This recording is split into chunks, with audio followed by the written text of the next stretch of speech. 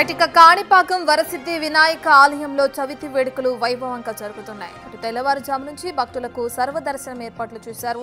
ప్రభుత్వం నుంచి మంత్రి ఆనం రామనారాయణ రెడ్డి పట్టు వస్త్రాలు సమర్పించారు. రేపటి నుంచి వరసిద్ధి వినాయకుడి బ్రహ్మోత్సవాలు జరగనున్నాయి.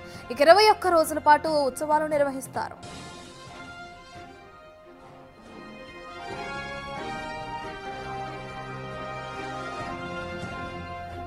మరిన్ని వివరాలు మా ప్రతినిధి దామోదర్ అందిస్తారు.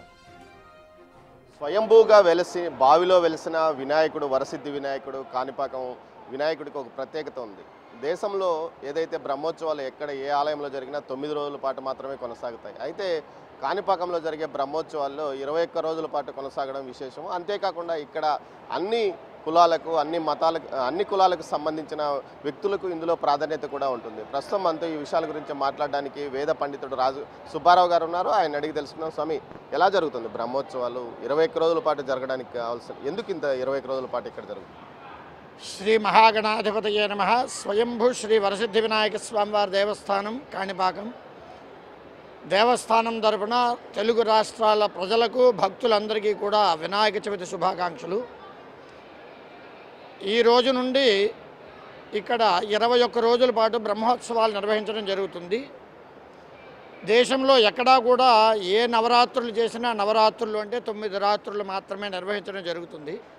కాకపోతే ఇక్కడ స్వామివారు వెలిసినప్పుడు ఈ చుట్టుపక్కల 14 గ్రామాలకు చెందినటువంటి పరిసర గ్రామస్తులు ఈ ఆలయాన్ని కాపాడుతూ వచ్చారు. ఆ గ్రామస్తులే ఉభయదారులుగా వ్యవహరించి ఇక్కడ బ్రహ్మోత్సవాలు నిర్వహించడం జరుగుతుంది. ఆ గ్రామాల్లో ఉన్నటువంటి అన్ని కులాలకు సంబంధించినటువంటి వ్యక్తులు ఉభయదారులుగా వ్యవహరించి ఒక్కొక్క రోజు ఒక్కొక్క ఉభయదారులు వచ్చి స్వామివారికి విశేష ద్రవ్యాలతో అభిషేకాలు నిర్వహించి తదుపరి రాత్రి అంగరంగ వైభవోపేతంగా స్వామివారిని అలంకారం చేసి గ్రామోత్సవం నిర్వహించడం జరుగుతుంది. దీనిని ఇది ఇప్పట్లో పెట్టినటువంటిది అయితే కాదు.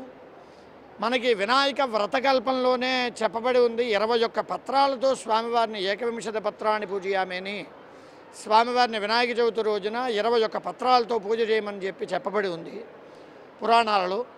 దానిని ఆధారంగా చేసుకుని అప్పటి నుండి స్వామి వెలిసినప్పటి నుండి కూడా ఒక్కొక్క రోజు ఒక్కొక్క పత్రంతో పూజ చేయాలి స్వామివారిని అని వీళ్ళందరూ సంకల్పించుకుని ఈ చుట్టుపక్కల గ్రామస్తులు 21 రోజుల పాటు ఉత్సవాలు నిర్వహిస్తూ వస్తూ ఉన్నారు. ఆ సంప్రదాయమే నేటికి కూడా కొనసాగుతూ ఉన్నది. ఒక్కొక్క రోజు ఒక్కొక్క వాహనం మీద స్వామివారిని ఊరేగించడం జరుగుతుంది. ఈరోజు ఉదయము 3 గంటలకి స్వామివారికి విశేష ద్రవ్యాలతో ఈ రోజుకు సంబంధించినటువంటి ఉభయదారులు వచ్చి అభిషేకాలు నిర్వహించుకుని వెళ్ళారు. సాయంత్రం మూషిక వాహనం జరుగుతుంది ఈరోజు రాత్రి. తదుపరి రేపు ఉదయం ధ్వజారోహణతో నవరాత్రి ఉత్సవాలు ప్రారంభమవుతాయి. తరువాత ప్రత్యేక ఉత్సవాలు జరుగుతాయి. ఈ నవరాత్రి ఉత్సవాల్లో భాగంగా రేపు ఉదయం 9:30 నుండి 10:10 మధ్య శుభ తులాలగ్నమనందు ధ్వజారోహణ కార్యక్రమం జరుగుతుంది. తదుపరి హంసవాహనము, అదేవిధంగా ప్రత్యేకంగా బాగా స్వర్ణంతో తయారు చేసినటువంటి స్వర్ణ శేషవాహనము, అలాగే రథోత్సవము, కల్పవృక్ష వాహనము, పుష్పపల్లకి సేవ, చివరిగా తెప్పోత్సవము వచ్చే నెల 16వ తేదీతో తెప్పోత్సవంతో ఈ బ్రహ్మోత్సవాలు ముగుస్తాయి.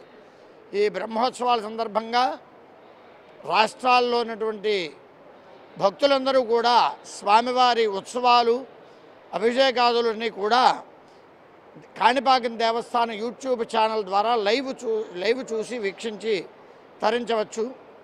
భక్తులందరూ కూడా ఇక్కడికి వచ్చి స్వామివారిని దర్శించి బ్రహ్మోత్సవాల్లో స్వామివారిని దర్శించి ఆ స్వామివారి యొక్క కృపాకటాక్షాలు తీర్థప్రసాదాలు స్వీకరించి కృపాకటాక్షాలు పొందాలని కోరుతూ ఉన్నాము.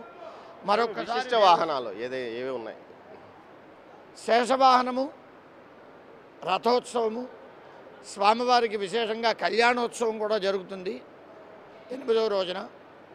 తదుపరి ధ్వజ అవరోహణ, తర్వాత రథోత్సవం, తర్వాత ఉభయదారులు జరిపే ఉత్సవాలు ఏవి ప్రత్యేకత? అన్ని ఉత్సవాలు కూడా అన్ని వాహనాలు కూడా ఉభయదారుల ద్వారానే జరుగుతాయి. ఒక్క కల్పవృక్ష వాహన సేవ మాత్రం దేవస్థాన అధికారులు, వేద పండితులు, అర్చకులు మేమందరూ కలిసి నిర్వహించడం జరుగుతుంది. ఆఖరిలో తెప్పోత్సవం జరుగుతుంది. అంతవరకు కూడా ఈ 21 రోజుల పాటు ఉభయదారులే వాహన సేవలు అభిషేకాదులు నిర్వహించుకుంటారు. మొత్తం మీద 21 రోజుల పాటు విశిష్టంగా జరిగే ఈ ఉత్సవాలను వైభవంగా నిర్వహించడానికి అధికారులు అన్ని ఏర్పాట్లు చేశారు. ఉభయదారుల్లో కూడా అన్ని ఏదైతే నిమ్న జాతుల నుంచి ఉన్నత వర్గాల వరకు అందరికీ అవకాశం కల్పించిన ఏకైక ఆలయం ఏదంటే కాణిపాక వరసిద్ధి వినాయక ఆలయం అని చెప్పవచ్చు.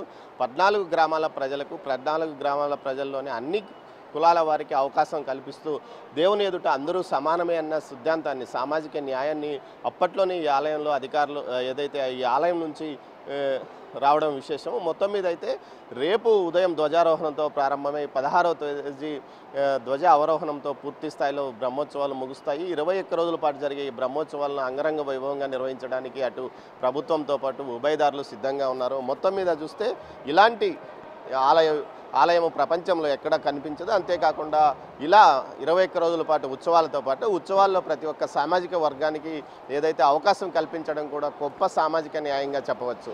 కెమెరా పర్సన్ పురుషోత్తంతో దామోదర్, కాణిపాకం నుంచి.